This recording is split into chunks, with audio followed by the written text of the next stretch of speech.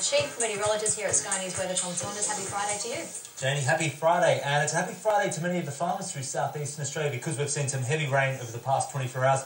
And it's not over yet. We've got the first major storm outbreak of the season. Looks like New South Wales will pick up the best falls today. Yes, absolutely. We'll have a look at the radar shortly, but let's have a look at some photos. Yeah, because we've had some heavy rain. Now, Melbourne had a band of storms yesterday. Briefly, there was a warning in place for severe storms late Thursday for parts of Victoria. Scoresby was the best of the wetter suburb of Melbourne. They picked up 12 millimetres. We had just over 3 millimetres in the city. There's a shot of Wagga Wagga, a dark cloud approaching late Thursday, and they picked up some heavy rain. We're going to talk about their total very shortly. Now, this morning, waking up through central New South Wales, well, there it is, cloud cover, which always leads to a beautiful sunrise, Jenny. It certainly does. Beautiful photo. And as we started with the Melbourne photo, it's going to be good news for footy fans tonight because the NRL and the AFL both in Melbourne, it's going to be fine.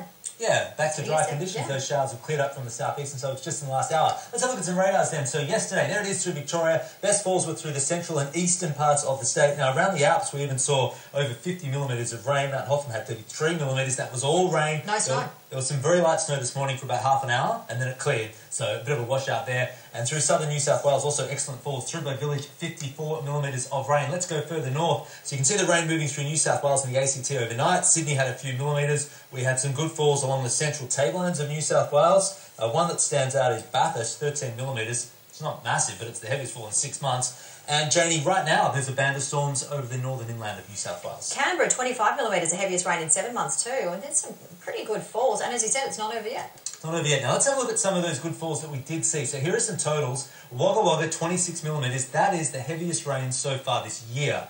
Rutherglen 24, also the heaviest rain this year, going back to December last year. Canberra 25, heaviest since February. And Orange, 19 millimetres of rain for you. So very handy falls through some drought-affected areas. Very good news indeed for, as you said, some drought-affected regions. Let's see what is on the way, Tom. Okay, so the focus today shifts to New South Wales. We've got a weather system that is moving east. You see there's an area of low pressure over inland New South Wales. So the showers are clearing from Victoria, but this afternoon and this evening, central east and northeast New South Wales will have fairly widespread thunderstorms. Now, the darker green there indicates the heaviest falls. And we are looking at the potential for severe storms, although damaging winds and hail is probably the main threat. There's only a very slight risk of flash flooding. Far southern Queensland also picking up storms today. Let's get going with this because this system's slow moving, which means Saturday morning we've still got showers through much of eastern New South Wales and southeast Queensland. Saturday afternoon, it starts to ease off in many areas as we can see here, but hopefully some more good falls coming through on Saturday. Do you think Queensland could get some severe storm warnings as well? It looks that way, and again, damaging winds is probably the main threat. Okay, it does include Brisbane on Saturday. So we'll keep an eye on the radars.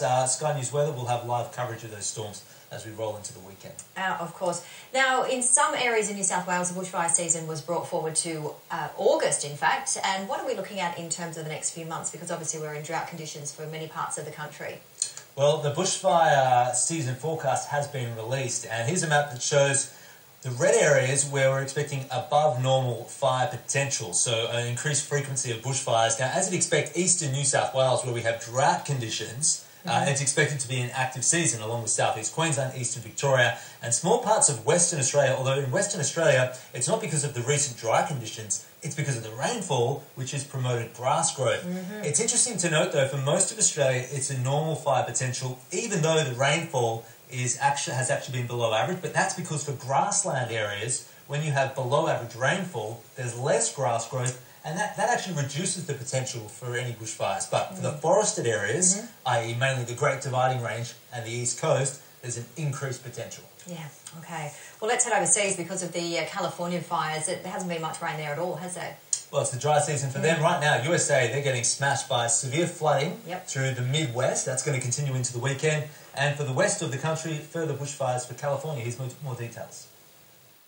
It's a scene all too familiar in Northern California. Fire crews hard at work trying to handle the latest wildfire, threatening homes and businesses. This time, it's the Delta Fire, burning in Redding near the Oregon border, a town already hit hard by this year's wildfire. This fire tripled in size overnight, prompting mandatory evacuations. More resources are now being deployed in an attempt to contain the blaze.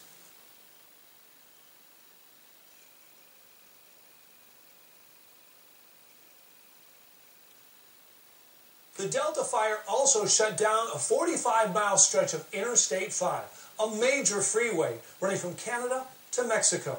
Truckers abandoning their vehicles as flames got close, leaving more than a dozen big rigs scattered on the side of the road, some catching fire. The fire is burning at a very high elevation, about 8,000 feet, in a very dense forest, making it difficult to get any hand crews inside. Apologies for some of the technical problems there with the audio, but a massive bushfire burning through California and other parts of the globe. We've got monsoon rain through southern Asia right now, some storms across Spain at the moment, so we'll keep you updated as always on any world weather stories. All right, and the NBL starts today. NFL, I mean. Yeah, it does. Philadelphia is the first game, and actually there is a bit of a weather link there because there are some storms on the radar right now just to the west of Philadelphia. They are moving east. There's a pretty good chance there will be a storm during the first game of the NFL season, which I think they kick off in about half an hour. Are you going to be watching? Oh, well, after work, of Janie, course. I'm at work right now. I'll be here for another few hours, Janie. Oh, there you go. No, I'll put in some overtime today, I think. No time for watching sport. I thought you liked sport. I love sport, Janie, but I'm at work. I'm watching the Raiders. He's such a good boy, and that's why he's That's our not the name of the sports team, by the way. That's why he's our chief meteorologist. Let's have a look at the weather. Okay, Australia for the rest of today. There's quite a lot happening. So we'll start with Queensland.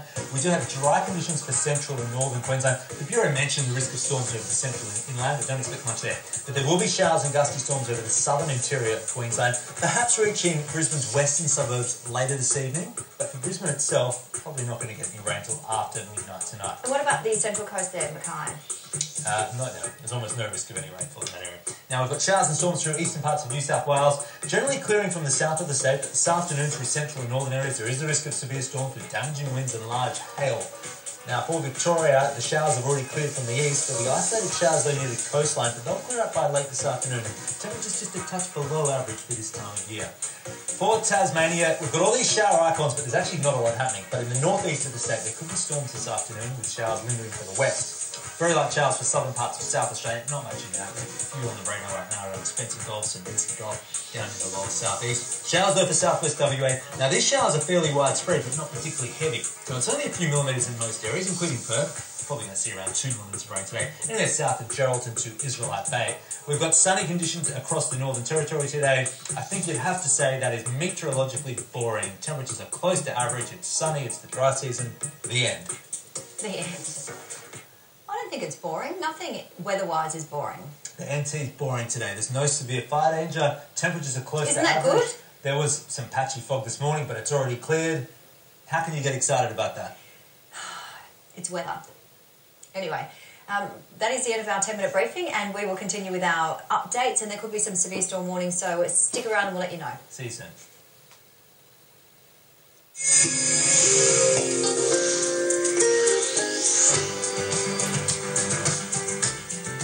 Up to 50 millimetres of rain has fallen across alpine areas of Victoria and New South Wales over the past 24 hours. Thankfully, before this rain arrived, we had 2 metres of snow across the highest slopes, but some of that snow has definitely been washed away. We can see Mount Buller on Thursday, the dark clouds approaching, but as you can see at the top of the mountain, there's a steep cover of snow, although for some of the lower slopes, that snow cover may be starting to get just a little bit patchy with some rain and warmer temperatures over the last couple of weeks. Now, by 7 o'clock this morning, temperatures had dropped across Victoria behind a cold front. It was minus 3.3 at Mount Buller, temperatures below freezing at Mount Hotham and Falls Creek. But just as those temperatures dropped below freezing, the cloud cover moved away, so we didn't see any significant natural snow. It was still above freezing early this morning for the New South Wales resorts, with that front moving further east. We do have cloud cover over the southeast on Thursday. That's the cloud that brought the heavy rain. As you can see, though, most of that cloud has now moved away from the alpine area, and as a result, with those colder temperatures today, we are not expecting significant snow after the rain. Look away if you're heading to the Alps. This is not the radar you want to see. This was all rain yesterday. The temperatures were well above freezing. And not just light falls, we had heavy rain, even some thunderstorms. Some of the rain gauges around the alpine area of Victoria saw just over 50 millimetres. As you can see though, this morning, it all cleared away just as the temperatures dropped. So not a good system at all. Now we do have a ridge of high pressure moving in for the weekend. Little front bringing this area of rain for Saturday and Sunday for the southeast, but it's all south of the Alps, so we won't see snow unfortunately, and then high pressure continuing to dominate early next week. This band of rain is another front, but again almost all of the precip is south of the Alps. Here is the snow forecast. There's really not much to see at all. We call this the powder zone line. When that's north of the Alps, definitely cold enough for snow. It gets there briefly, but there's no precipitation, so only very light snow flurries over the weekend. Now that next front will come through to the Alps around the middle of next week, but again, we're not really expecting any accumulation. So for Mount Buller, only 1 centimetre of fresh snow likely over the next week. Snow will quickly clear up on Friday, partly cloudy, dry Saturday. couple of showers are possible on Sunday, not much in that. Monday dry, and then windy conditions Tuesday and Wednesday with some further light showers likely. For Falls Creek and Mount Halton, also just 1 centimetre of fresh snow over the next week. That means the snow depth will continue to drop over the next week, but thankfully we do have that deep snow cover for the higher slopes. Very windy around Tuesday and Wednesday. For Perisher and Thredbo, not predicting any snow over the next week. A couple of flurries early Friday morning, but they're already clearing away. 6 degrees the maximum at Perisher Valley. We'll have temperatures over the weekend. Overnight temperatures below freezing. That will lead to icy conditions perhaps early in the morning and then a softening cover in the afternoon. That includes the Victorian resorts. Dry early next week and even climbing up to 12 degrees Perisher Valley on Tuesday.